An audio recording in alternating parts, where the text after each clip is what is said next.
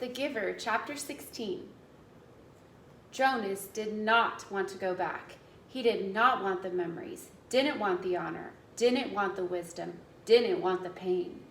He wanted his childhood again, his scraped knees and ball games. He sat in his dwelling alone, watching through the window, seeing children at play, citizens bicycling home from uneventful days at work, ordinary lives free of anguish, because he had been selected, as others before him had, to bear their burden. But the choice was not his. He returned each day to the annex room. The Giver was gentle with him for many days following the terrible shared memory of war. There are so many good memories, the Giver reminded Jonas, and it was true. By now, Jonas had experienced countless bits of happiness, things he'd never known of before. He had seen a birthday party, with one child singled out and celebrated on his day, so that now he understood the joy of being an individual, special and unique and proud. He had visited museums and seen paintings filled with all the colors he could now recognize and name. In one ecstatic memory, he had ridden a gleaming brown horse across a field that smelled of damp grass, and had dismounted beside a small stream from which both he and the horse drank cold, clear water. Now he understood about animals, and in the moment that horse turned from the stream and nudged Jonas's shoulder affectionately with its head, he perceived the bonds between animal and human. He had walked through the woods and sat at night beside a campfire. Although he had, through the memories, learned about the pain and loss and loneliness, now he gained too an understanding of solitude and its joy. "What is your favorite?" Jonas asked the Giver. "You don't have to give it away yet," he added quickly. "Just tell me about it, so I can look forward to it, because I'll have to receive it when your job is done." The Giver smiled. "Lie down," he said. "I'm happy to give it to you."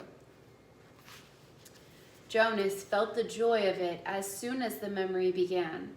Sometimes it took a while for him to get his bearings, to find his place. But this time he fit right in and felt the happiness that pervaded the memory. He was in a room filled with people, and it was warm with firelight, glowing on a hearth. He could see through a window that outside it was night and snowing. There were colored lights and green and red and green and yellow twinkling from a tree which was oddly inside the room. On a table, lighted candles stood in a polished golden holder and cast off a soft flickering glow. He could smell things, and he heard soft laughter. A golden-haired dog lay sleeping on the floor. On the floor, there were packages wrapped in brightly colored paper and tied with gleaming ribbons. As Jonas watched, a small child began to pick up the packages and pass them around the room to other children, to adults who were obviously parents, and to an older, quiet couple, man and woman, who sat smiling together on a couch. While Jonas watched, the people began one by one to untie the ribbons on the package, to unwrap the bright papers, open the boxes, and reveal toys and clothing and books. There were cries of delight. They hugged one another. The small child went and sat on the lap of the old woman, and she rocked him and rubbed her cheeks against his. Jonas opened his eyes and lay contentedly on the bed, still luxuriating in the warm and comforting memory. It had all been there, all the things he had learned to treasure. "What did you perceive?" the Giver asked. "Warmth," Jonas replied, "and happiness, and let me think, family. That it was a celebration of some sort, a holiday, and something else. I can't quite get the word for it. It will come to you." Who were the old people? Why were they there?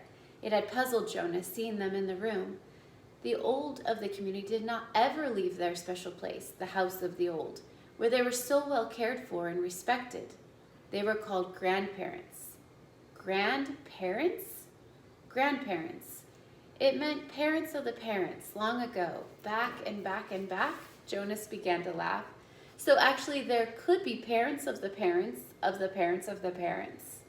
The Giver laughed too. "That's right. It's a little like looking at yourself, looking in a mirror, looking at yourself, looking in a mirror." Jonas frowned.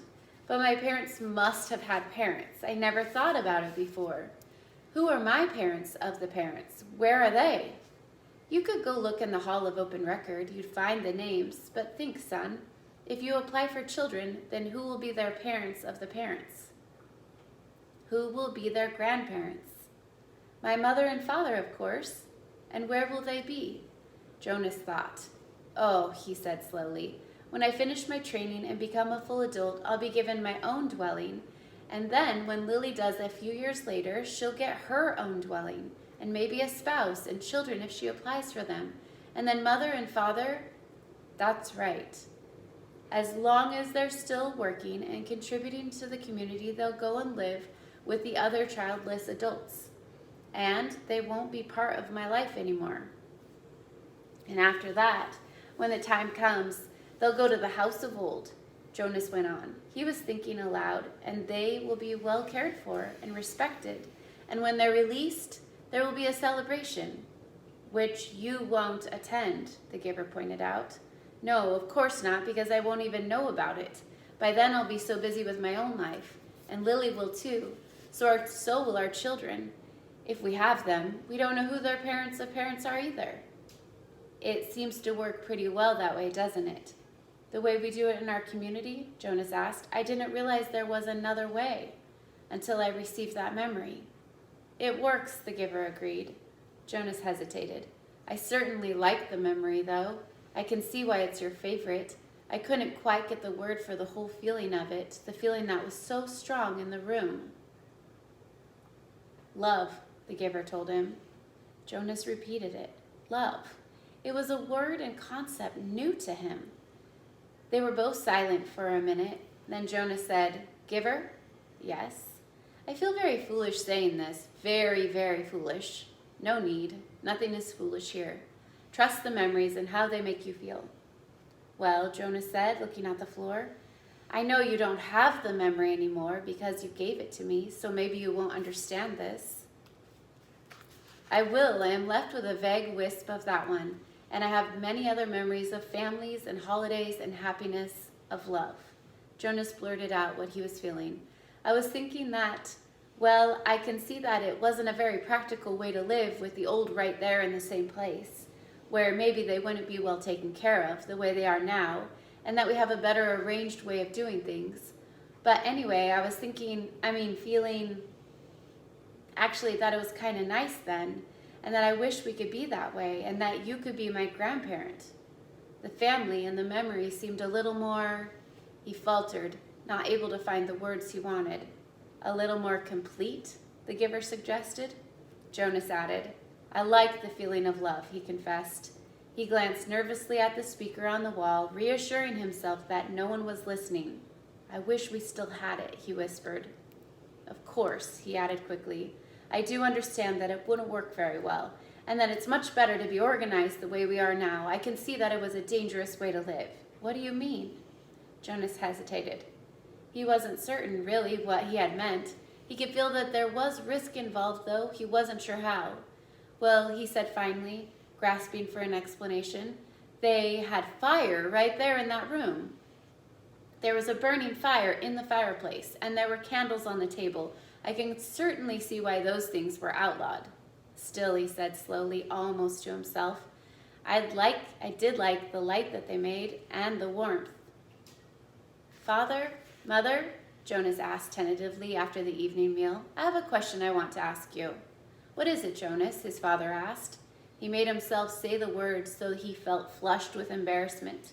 He had rehearsed them in his mind all the way home from the annex. Do you love me? There was an awkward silence for a moment. Then Father gave a chuckle. Jonas, you of all people, precision of language, please. What do you mean? Jonas asked. Amusement was not at all what he had anticipated. Your father means that you used a very generalized word. So meaningless that it's become almost obsolete, his mother explained carefully. Jonas stared at them. Meaningless? He had never before felt anything as meaningful as the memory. And of course our community can't function smoothly if people don't use precise language. You could ask, do you enjoy me? The answer is yes, his mother said. Or, his father suggested, Do you take pride in my accomplishments? And the answer is wholeheartedly yes, his mother said. Do you understand why it's important to use a word like love? Mother asked. Jonas nodded. Yes, thank you, I do, he replied slowly. It was his first lie to his parents. Gabriel, Jonas whispered that night to the new child. The crib was in his room again. After Gabe had slept soundly in Jonas's room for 4 nights, his parents had pronounced the experiment a success and Jonas a hero. Gabriel was growing rapidly, now crawling and giggling across the room and pulling himself up to stand. He could be upgraded in the nurturing center, Father said happily, now that he slept.